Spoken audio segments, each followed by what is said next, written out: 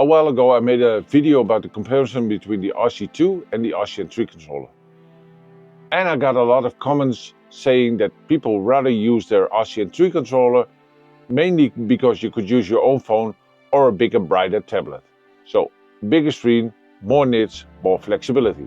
So I decided to test that properly, because specs on paper is one thing, and flying in the real world can mean something completely different.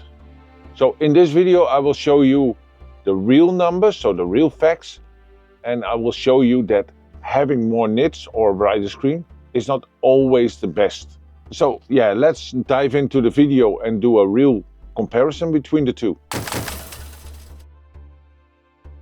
When you compare these two controllers, you quickly notice both controllers have completely different strengths. The RC2 is clearly designed for convenience and flying experience. You get a built-in display, extra buttons, dedicated controls, and much easier access to features like cruise control and dynamic home point. The RC2 and 3, on the other hand, is all about flexibility.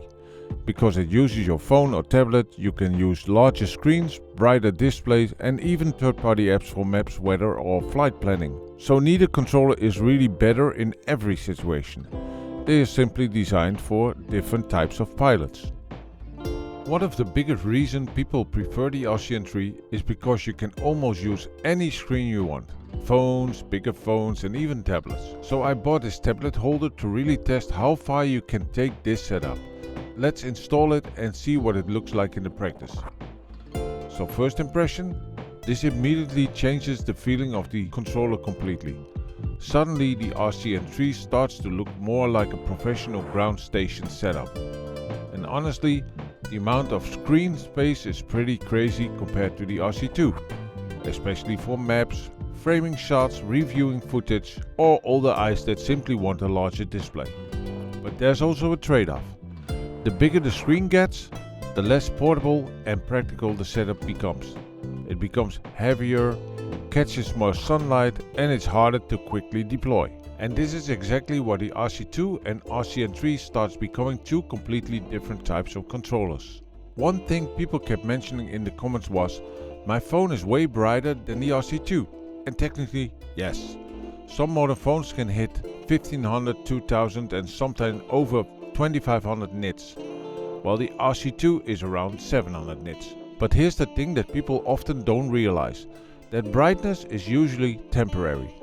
Phones get hot, especially during drone flying. Think about everything your phone is doing. Running DJI Fly app, max brightness, GPS, maybe screen recording, mobile data, hotspot, background app, direct sunlight and charging to the controller sometimes. All of that creates heat. And once the phone gets hot, it starts protecting itself.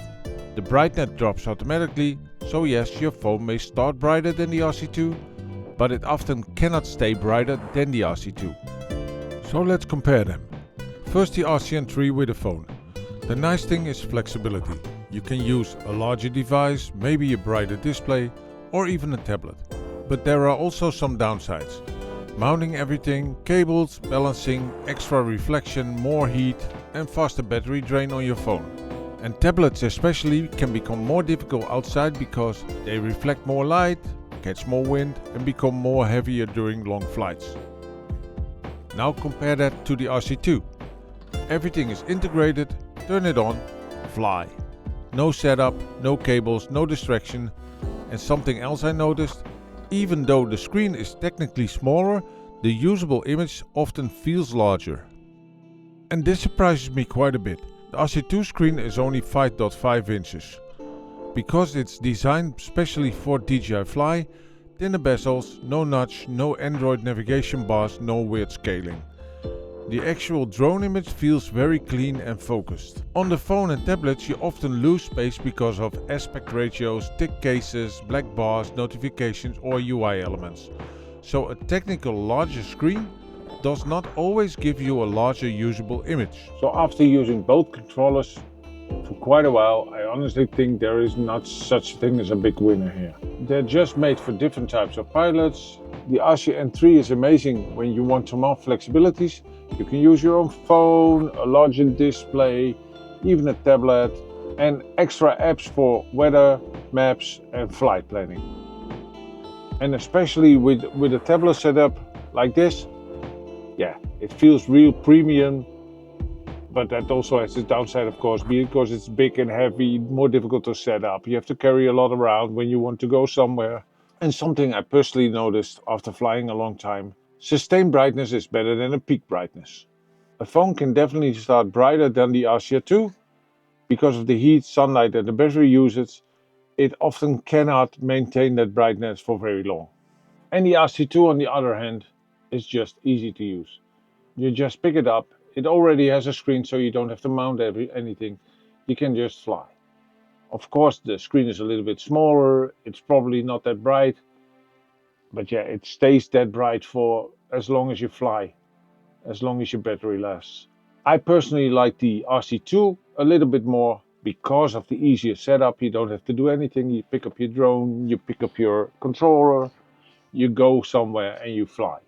But yeah, it's up to you if you want to use the RC2 or the RC-N3. Let me know in the comment what you prefer, and if this insight of the brightness was a little bit more helpful than in the previous video. Subscribe if you like it and let me know in the comments. See you in the next video.